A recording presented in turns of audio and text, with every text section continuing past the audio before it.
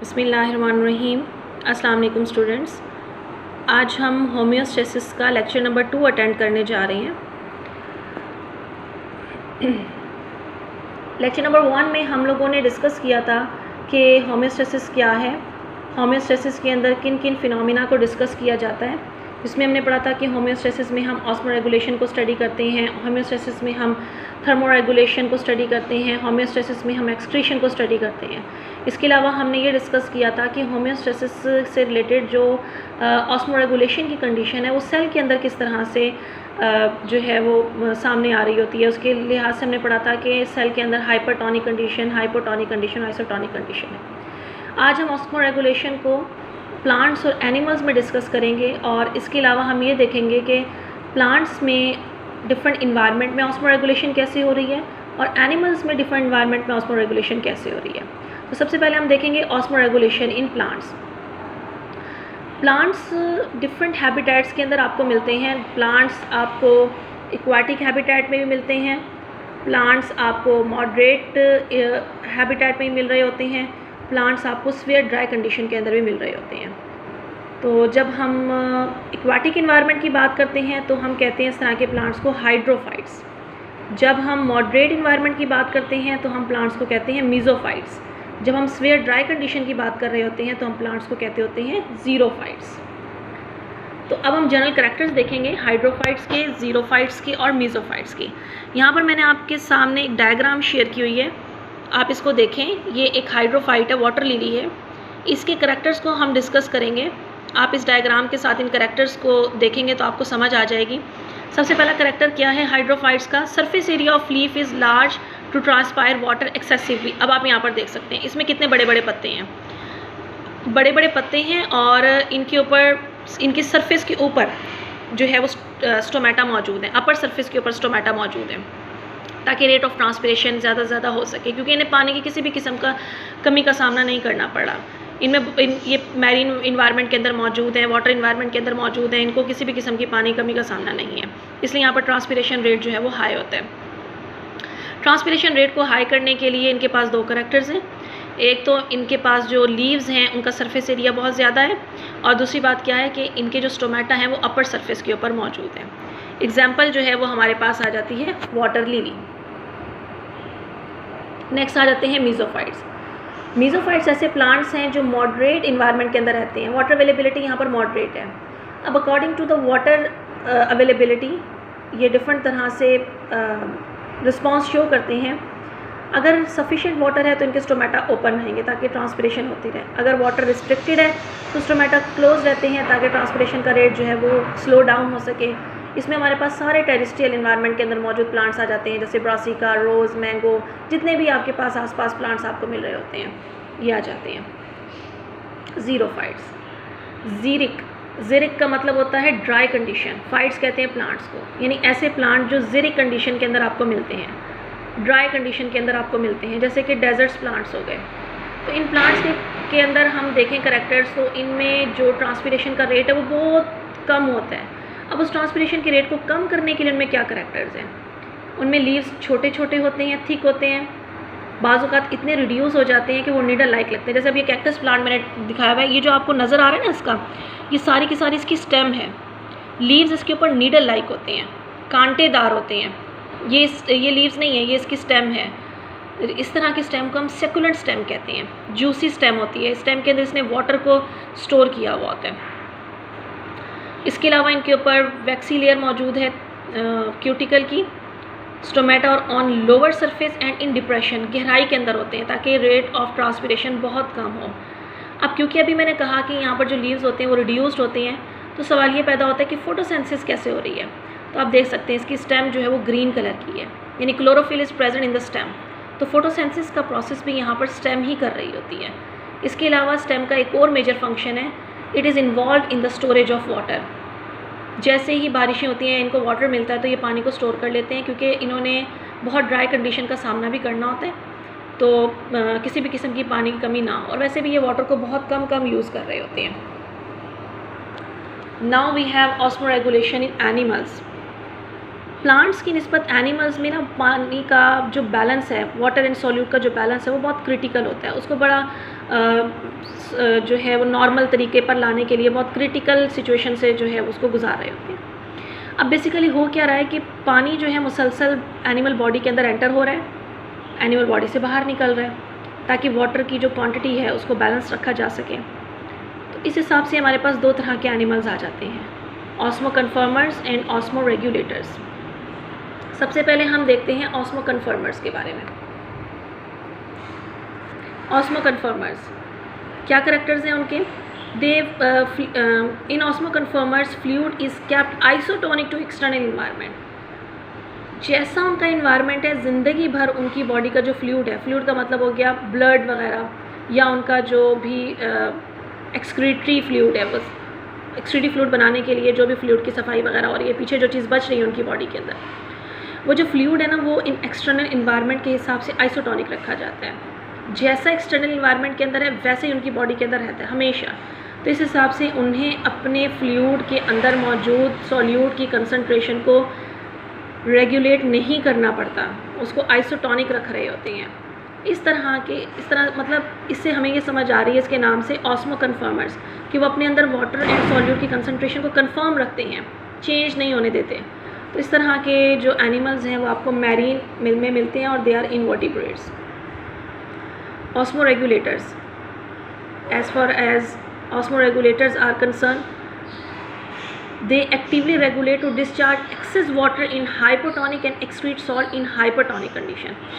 जब पानी की बहुत ज़्यादा कमी होती है तो वो अपने अंदर से सॉल्ट को ज़्यादा एक्सक्रीट कर रहे होते हैं। यानी अगर वो हाइपरटोनिक कंडीशन के अंदर हैं, उनकी बॉडी के अंदर सॉल्ट ज़्यादा है, वाटर कम है, तो वो सॉल्ट को एक्सक्रीट करेंगे।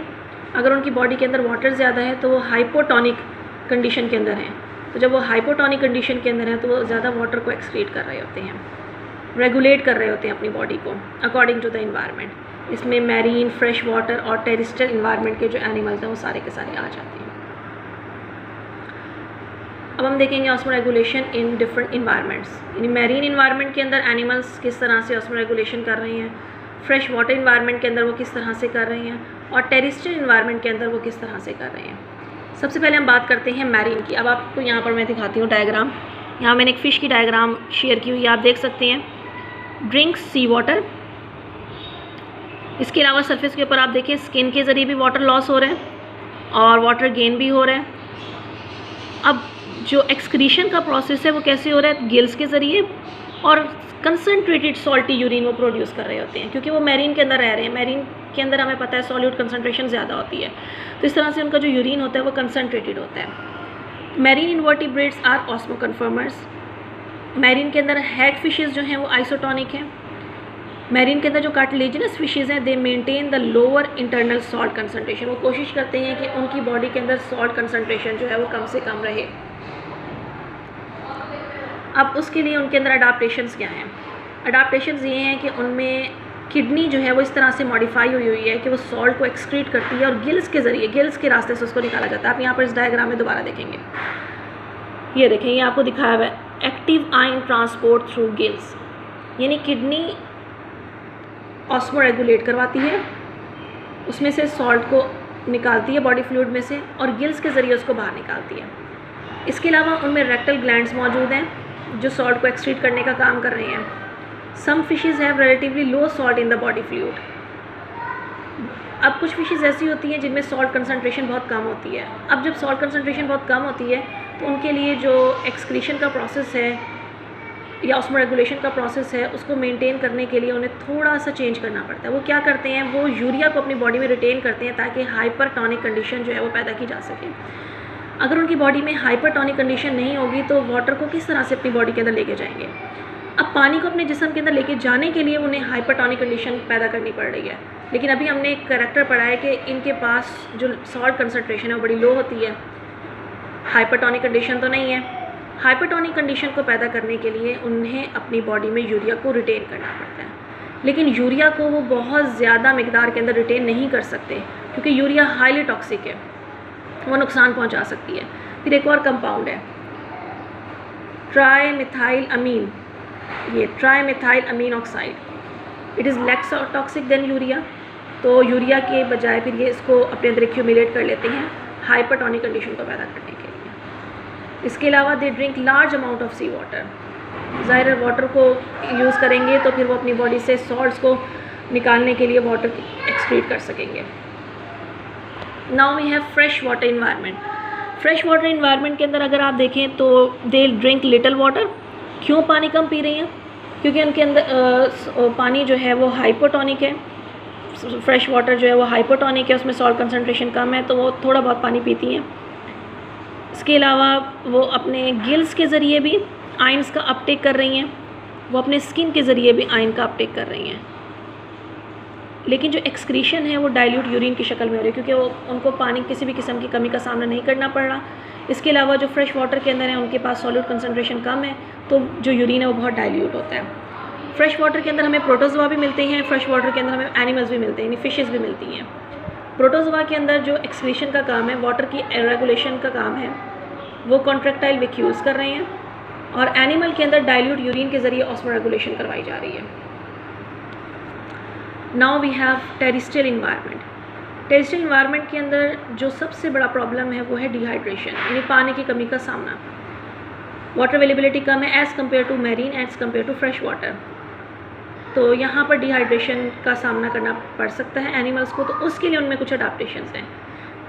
Their body is covered by special covering. अब वो स्पेशल कवरिंग डिफरेंट एनिमल्स के अंदर डिफरेंट है। लाइक अगर हम इंसेक्ट्स की बात करते हैं तो इंसेक्ट्स में एक्सोस्केलेटन मौजूद है।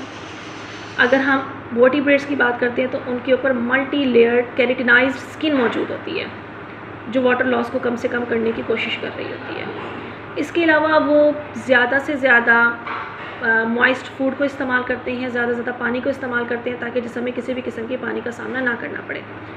आपकी बुक के अंदर टेरेस्ट्रियल एनवायरनमेंट के अंदर कैंगरू रैट की एग्जांपल दी हुई है। ये देखें, ये कैंगरू रैट है जो कि आमतौर पे डेजर्ट्स के अंदर रहता है। अब ये क्या करता है, क्योंकि हमें पता है डेजर्ट्स के अंदर वाटर की डेफिशिएंसी होती है, तो ये करता है कि ऐसे प्लांट्स को खाता है, ऐसे प्लांट्स के सीड्स को खाता है जिनमें कार्बोहाइड्रेट्स होते हैं, और जैसे ही उन सीड्स को खाता है वो सीड्स उसकी बॉडी के अंदर जाते हैं, उन कार्बोहाइड्रेट्स का मेटाबॉलिज्म होता है। और आप लोगों ने पढ़ा हुआ है कि जब भी कार्बोहाइड्रेट्स का मेटाबॉलिज्म होता है उसमें से वाटर जो है वो एज अ बाय प्रोडक्ट निकलता है, तो फिर उस पानी को इस्तेमाल कर रहे होते हैं अपनी बॉडी के फंक्शनिंग के लिए। इसके अलावा टेरेस्ट्रियल एनवायरनमेंट के अंदर रहने वाले एनिमल्स के अंदर एक स्पेशल करैक्टर पाया जाता है, दैट इज़ एनहाइड्रोबियोसिस। एनहाइड्रोबियोसिस क्या है? Tolerance of the dehydration, tolerance of the water deficiency. पानी की अगर कमी है तो उसको किसी हद तक वो बर्दाश्त कर सकते हैं। ये करैक्टर हमें सिर्फ और सिर्फ टेरेस्ट्रियल एनवायरनमेंट पे मिलता है। इस करैक्टर को हम कहते होते हैं एनहाइड्रोबियोसिस। ये आपको मैरीन एनवायरनमेंट में नहीं मिलता, ये आपको फ्रेश वाटर में नहीं मिलता। आप किसी फ़िश को पानी से बाहर निकाल के देखें, वो तड़प तड़प के मर जाएगी, यानी वाटर की डेफिशिएंसी को बर्दाश्त नहीं कर सकती। टेरेस्ट्रियल एनवायरनमेंट में वाटर की डेफिशिएंसी को बर्दाश्त करने की सलाहियत होती है। जैसे हम लोग हैं, हम एक ख़ास हद तक पानी अगर ना पिए तो हम उसको बर्दाश्त कर सकते हैं। ऐसा नहीं है कि आपको प्यास लगे, आपको पानी ना मिले तो आपकी कंडीशन जो है वो नाकाबिले बर्दाश्त हो जाएगी, ऐसा नहीं होता, आप उसको बर्दाश्त कर सकते हैं। That character is known as anhydrobiosis. तो ये था आज का हमारा लेक्चर, जिसमें हमने प्लांट्स के अंदर भी ऑस्मो रेगुलेशन को डिस्कस किया, एनिमल्स के अंदर भी ऑस्मो रेगुलेशन को डिस्कस किया अकॉर्डिंग टू डिफरेंट एनवायरनमेंट्स। तो आप इस लेक्चर को अपनी बुक से भी अच्छी तरह से गो थ्रू करेंगे, और इससे रिलेटेड जो भी क्यूरी है वो आप व्हाट्सएप ग्रुप के अंदर मुझसे पूछेंगे। इंशाल्लाह नेक्स्ट लेक्चर जल्द अपलोड कर दिया जाएगा। टेक केयर, अल्लाह हाफिज़।